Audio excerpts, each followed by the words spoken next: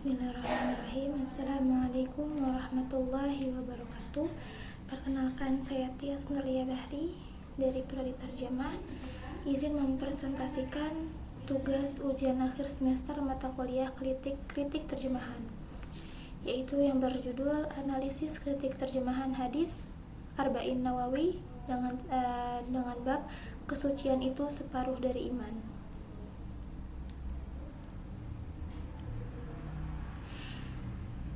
Selanjutnya langsung masuk ke latar belakang. Hadis merupakan teks sakral yang menuntut ketelitian dalam penerjemahan agar tidak menimbulkan salah paham.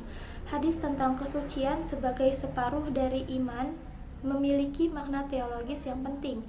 Model kritik Neumark ini digunakan untuk menilai akurasi, keberterimaan, dan kejelasan makna dalam terjemahan.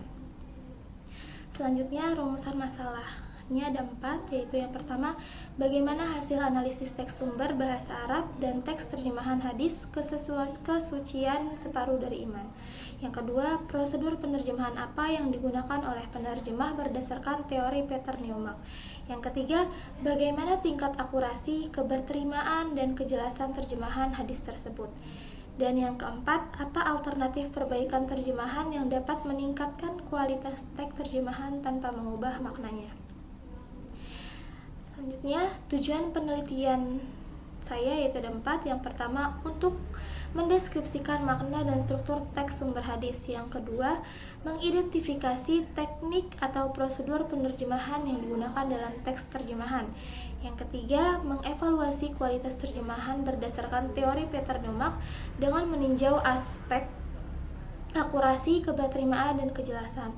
Dan yang terakhir, tujuan penelitiannya menawarkan alternatif terjemahan yang lebih tepat secara linguistik dan komunikatif. Selanjutnya kita masuk ke bab 2, yaitu di landasan teori. Berikut pengertian kritik terjemahan adalah kegiatan menilai kualitas terjemahan dengan membandingkan dengan teks sumber tujuannya, dengan melihat apakah makna, pesan, dan gaya teks asli tersampaikan dengan tepat dan mudah dipahami pembaca. Selanjutnya, prinsip dan pendekatan menurut Neumark. Menurut Neumark, kritik terjemahan berpegang pada 2 prinsip, yaitu menjaga kesetiaan terhadap makna asli dan memastikan kejelasan bagi pembaca. Ia membagi pendekatan menjadi terjemahan semantik yang dekat dengan teks sumber dan terjemahan komunikatif yang menekankan kelancaran dan keterpahaman. Selanjutnya, langkah-langkah kritik terjemahan.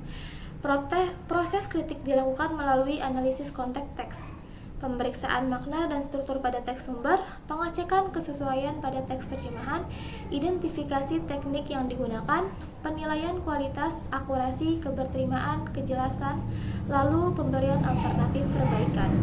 Selanjutnya, prosedur penerjemahan menurut Neumark. Neumark mengenalkan beberapa prosedur penting seperti terjemahan literal, mempertahankan istilah asli, perubahan sudut pandang makna, penyesuaian budaya, serta pemadatan atau perluasan informasi agar pesan tetap jelas. Selanjutnya, konsep makna dalam penerjemahan. Makna dalam terjemahan mencakup makna leksikal, kontekstual, dan pragmatis. Dalam teks hadis, makna sering berlapis sehingga penerjemah harus memperhatikan konteks budaya dan gaya bahasa Arab. Selanjutnya, terjemahan hadis dalam kajian akademik. Terjemahan hadis memerlukan ketelitian karena memuat pesan teologis dan hukum. Kritik terjemahan membantu memastikan bahwa pesan hadis tersampaikan secara tepat dan tidak menimbulkan salah paham. Lanjut, kita masuk ke bab 3, yaitu analisis teks. Di sini kita masuk ke identifikasi teks. Hadis yang dikaji adalah at-tuhuru syatrul iman, yang secara umum diterjemahkan sebagai kesucian itu separuh dari iman. Nah, teks ini memiliki unsur makna ibadah, etika, dan spiritualitas yang perlu diperhatikan dalam proses penerjemahan. Lanjut saja kita masuk ke analisis teks sumber. Kata at-tuhur mencakup makna kesucian lahir dan batin, bukan sekedar bersih fisik. Kata syatru menunjukkan bagian penting atau porsi utama. Secara retoris, hadis ini menekankan kedudukan besar kesucian dalam keimanan. Selanjutnya, analisis teks terjemahannya. Terjemahan umum sudah menyampaikan makna dasar, namun masih bersifat literal, sehingga nuansa spiritual dan kedalaman makna kesucian tidak sepenuhnya terlihat. Beberapa unsur metaforis dalam teks sumber juga tidak sepenuhnya terbawa. Selanjutnya kita masuk ke prosedur penerjemahan yang digunakan. Penerjemahan cenderung memakai terjemahan literal untuk menjaga kesetiaan makna. Ada penggunaan istilah langsung dari bahasa Arab serta sedikit penyesuaian makna agar sesuai konteks pembaca. Kita masuk ke evaluasi kualitas terjemahan. Dari sisi akurasi, terjemahan cukup tepat. Dari segi keberterimaan, hasilnya mudah dipahami pembaca umum. Dari sisi kejelasannya, makna inti tersampaikan, tetapi aspek retoris dan kedalaman makna belum tampil sepenuhnya. Selanjutnya, di sini ada tabel alternatif terjemahan. Bagian teks at-tuhru, terjemahan umumnya itu kesucian. Catatannya, makna sering dipahami hanya fisik. Nah, alternatif terjemahannya itu kesucian lahir dan batin. Yang kedua, syatru, artinya separuh. Catatannya ini terlalu literal, nuansa penting berkurang. Nah, alternatif terjemahannya itu bagian utama atau porsi besar. Iman, artinya iman. Catatannya sudah tepat. Alternatif terjemahannya tetap iman. Yang terakhir, at-tuhru syatrul iman, kesucian itu separuh dari iman. Catatannya pesan spiritual kurang tepat. Alternatif terjemahannya yaitu proses bersuci adalah bagian penting dari iman. Berikut untuk kesimpulan pada penelitian saya.